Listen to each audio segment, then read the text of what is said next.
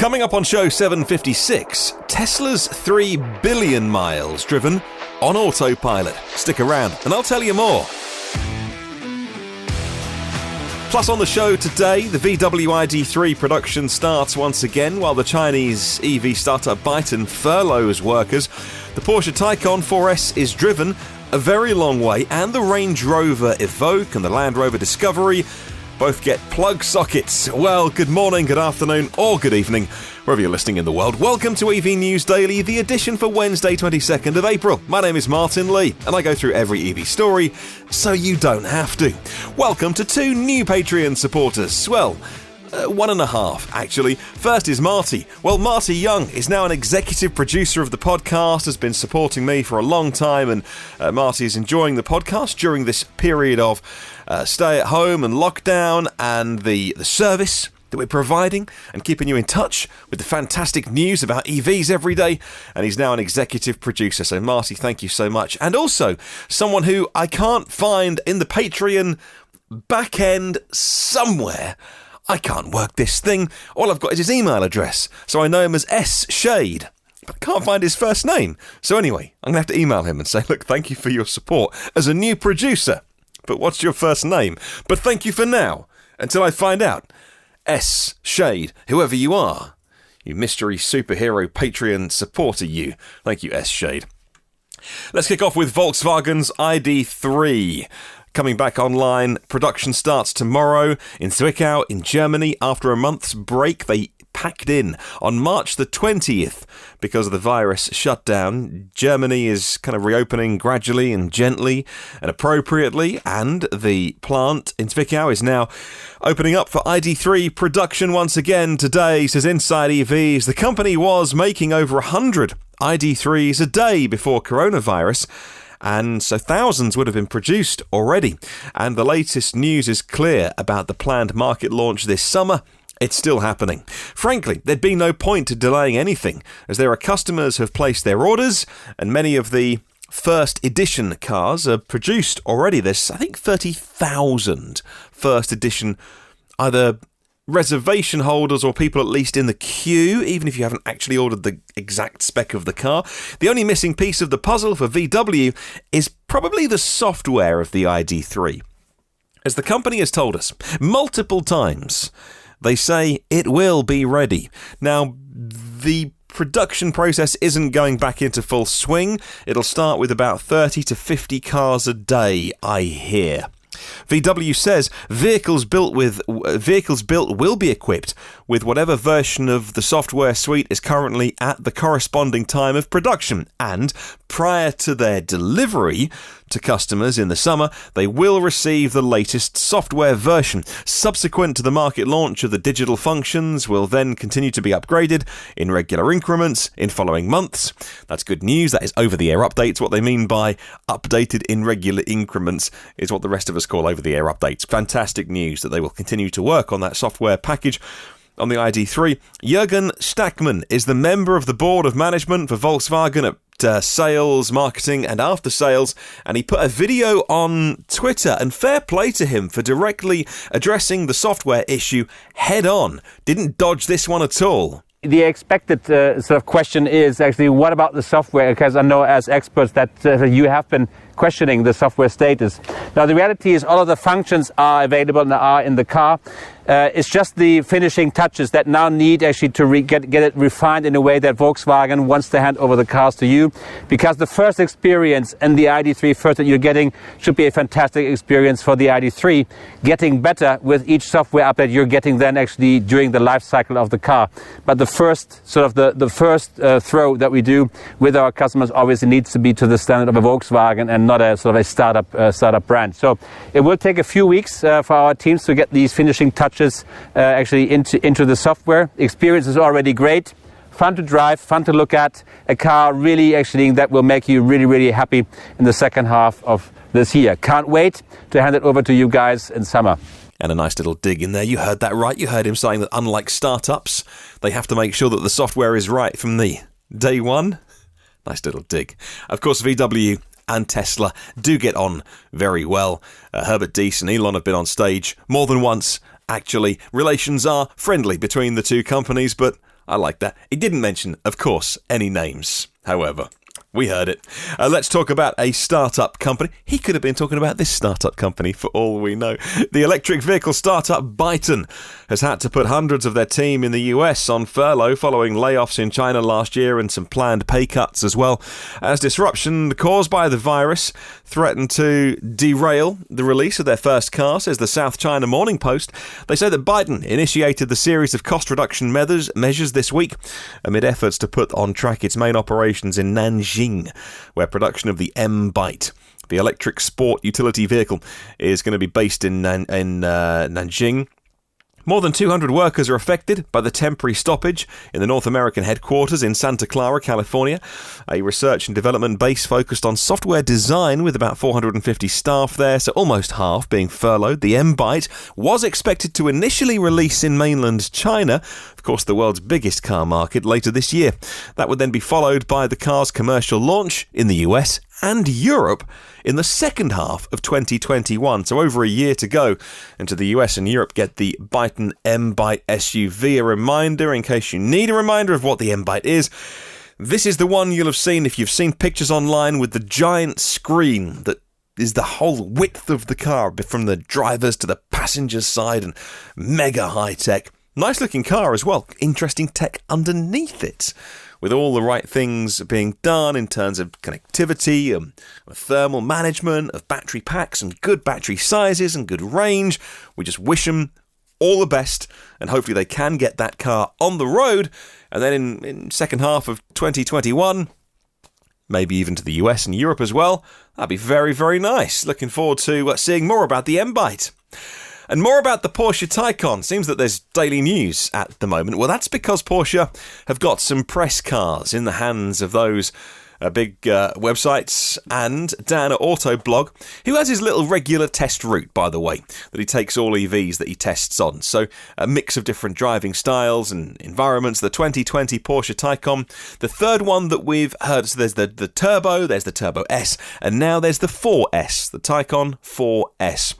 Well, he did his regular route for test driving cars, did 214 miles, and the car said there was 87 miles left. Now, obviously, it would be, like, if you're absolutely stating a range, you would start with 100% and you'd drive it till the car stopped and then put it on a tow truck and get it to a charger. However, if you believe the 87 miles left on the guessometer on the dashboard, and you kind of have to, really, that would add up to 300.5 miles.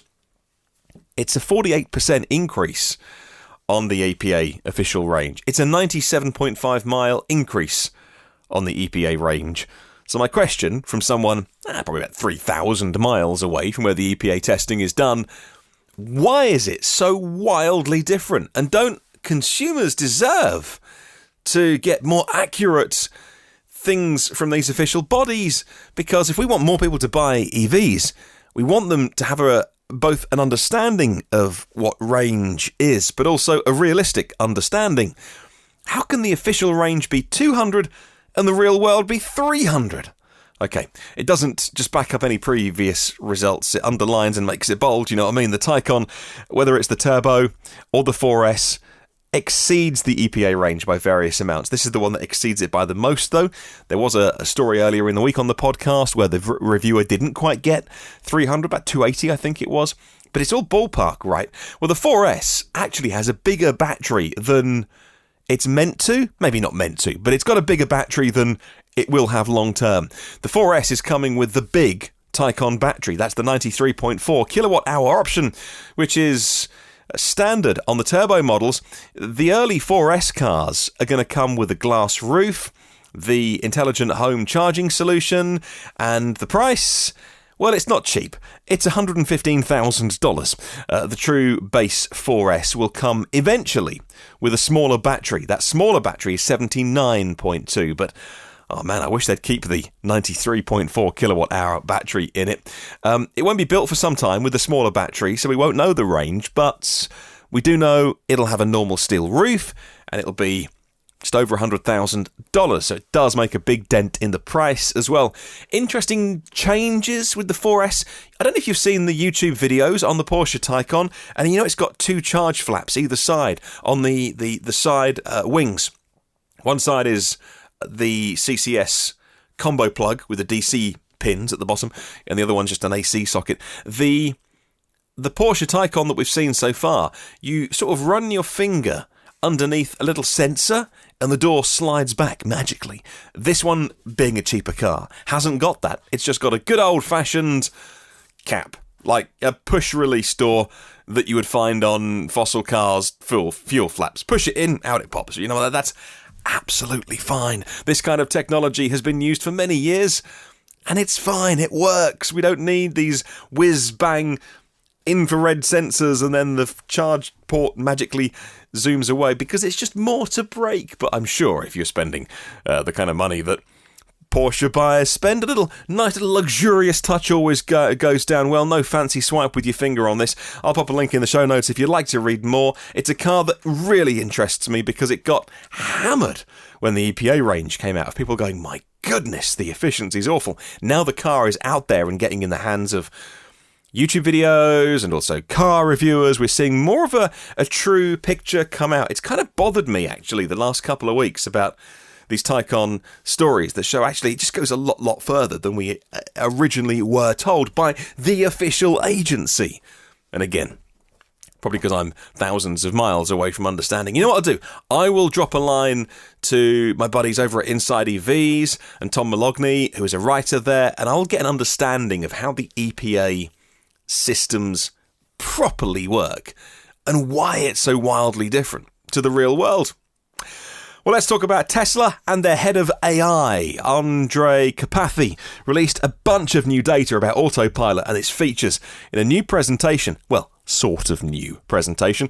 According to Electrek, back in November 2018, after 4 years of Autopilot, Tesla owners reached the first billion miles driven on Autopilot. Now, less than 2 years later, the fleet has added another 2 billion more. That's a total of 3 billion miles driven on Autopilot. This information was released by Andrej Karpathy, Tesla's head of AI and computer vision, full title, in a presentation at the Scaled Machine Learning Conference. Now, that conference, don't worry, they didn't have some big conference, social distancing and all that. Yep, weren't breaking any rules. It was actually in February, but the video of the presentation has just been made available, and that's why it's made the news. Out of the 3 billion miles travelled on Autopilot in the entire Tesla fleet, in case you were wondering, 1 billion of them, so a third of the miles, were driven on Navigate on Autopilot. Now, Navigate on Autopilot is the thing where it can pass slower cars and take off-ramp exits and change lanes. And no, we don't have that advanced kind of stuff here because European laws are a bit rubbish like that. I know Tesla are working hard with regulators to try and get the laws changed. But yeah, Teslas over here are slightly handicapped compared to all the bells and whistles that you might get somewhere else. Here's some good news, by the way. Land Rover has revealed a new plug-in hybrid powertrain, and we know now the first 2 cars that they'll be going in, but I'm sure it'll be going in many more. The new plug-in hybrid powertrain will go in the Range Rover Evoque. That's a nice car.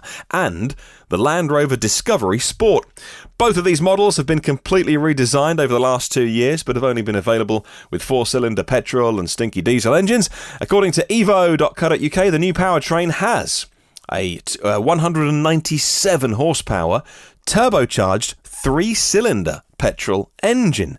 And this is interesting. We're seeing a lot of plug-in hybrids now coming with 3-cylinder engines, and a few people online saying not as smooth as a 4-cylinder engine, but the efficiencies of a 3-cylinder engine as well, bit of weight saving. The electric motor will back it up when it can. 108 brake horsepower electric motor on the rear axle.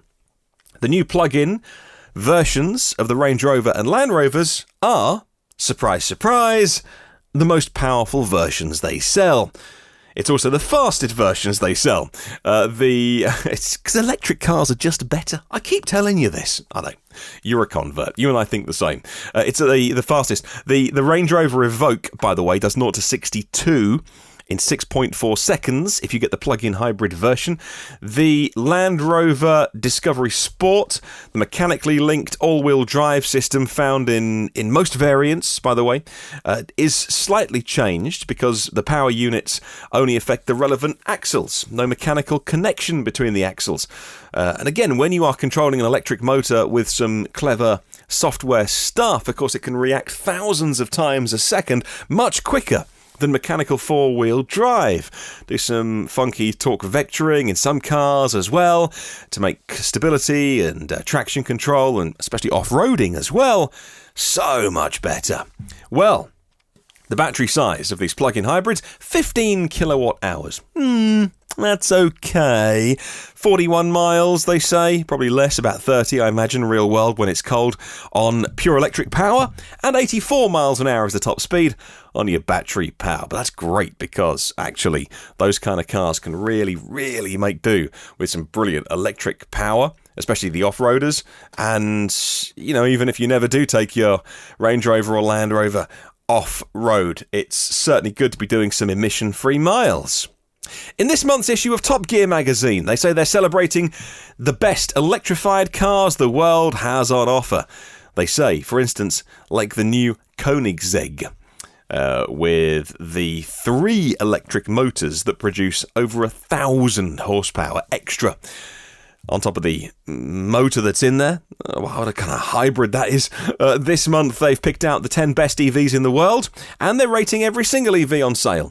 And it's awesome that a mag like Top Gear will do the electric issue. You know, I know I'm stating the bleeding obvious here, but there are 12 issues a year for monthly magazines. That means you've got 12 opportunities to make money, because the front cover of a car magazine is where they make their money. You're in the supermarket, the newsagent, you see a whole stack of them on the shelf. I mean, you're probably not at the minute, but anyway, people aren't doing too much shopping. It's the front cover that will attract you, unless you're a subscriber and a regular reader, on which one to buy. And so making the electric issue for one of their 12 this year, that's a big deal, by the way. I used to work for a company that had a big car magazine. I used to work for the company that makes a car magazine, literally called Car Magazine. And I know how important a front cover is. Kona has done well. The Kona Electric was the best small family car in the Top Gear Electric Awards. They loved the range on it. Top Gear drove it 1,000 miles over 9 countries and loved it. The Renault Zoe is the best super mini. And I can't find any more because I haven't gone to buy the magazine and I can't find the rest of the list online. So I'll have to go do that when I'm doing my shopping this weekend. The one trip out of the house. I'll see if I can find Top Gear on the shelves. Moving on to Mercedes-Benz, they have pulled the plug on hydrogen. Mercedes-Benz has pulled the plug on the hydrogen fuel cell version of the GLC. Used to be called the GLC F-Cell. I say used to be because it is no longer. Back in 2017, by the way, it arrived with much fanfare. And it was meant to be handing over to customers and officially available to order for everyone this spring. Last spring, actually, 2019. Says InsideEVs, some example, they did make some. They sold some hydrogen cars to Germany's national organisation, Hydrogen, called NOW, and H2 Mobility. And several regional ministries took them as well, probably being told that they were the future. The goal was for it to be leased to people in cities. The goal was to have a hydrogen fueling station infrastructure built.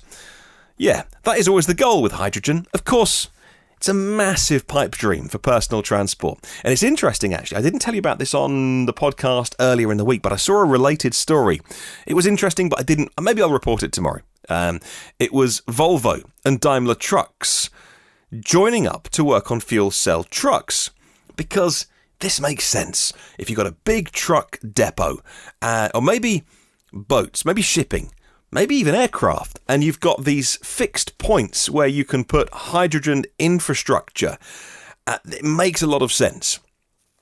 individuals carrying around their own supply of hydrogen in the way that we've carried around fossil fuels for over 100 years in personal transport makes no sense at all. It simply swaps one model for another model that is exactly the same. It doesn't move on with the times being we can all put solar panels on our roof, where there's more solar and wind and hydropower than there ever has been. There will be more in coming years. And so why do we have to go through all the faff of creating hydrogen only for it to be used as an onboard power source, which then charges, and many people forget, which then charges a battery inside the car, which then makes it move. All hydrogen cars are EVs. They just carry the power source with them. But for personal transport, makes no sense at all. For large, heavy, industrial machines, they make a pretty good case for it, actually. It's not cut and dry, but I can see both sides of that one. But when it comes to personal cars, Mercedes, well, they've thrown in the towel. Finishing off with a big story coming out of Seoul today. South Korea's capital, Seoul, are actually going to purchase 700 all-electric taxis. The subsidy is worth about $15,000 per car, and it's far more than the current subsidy for buying a car for personal use. Seoul is making foreign manufacturers, not only the Korean brands, eligible as well, says Clean Technica, and taxi companies in Seoul can now choose from 19 different cars. From 7 manufacturers, taxi companies can pick Model S's, Model 3s, I-Paces, Leafs, and the city notes that the high mileage taxis will do way more for air quality than a personal domestic car. That's what I've been saying. So, and I didn't think of this, by the way. I stole this because the first time I heard this, I was like, yeah, that makes sense.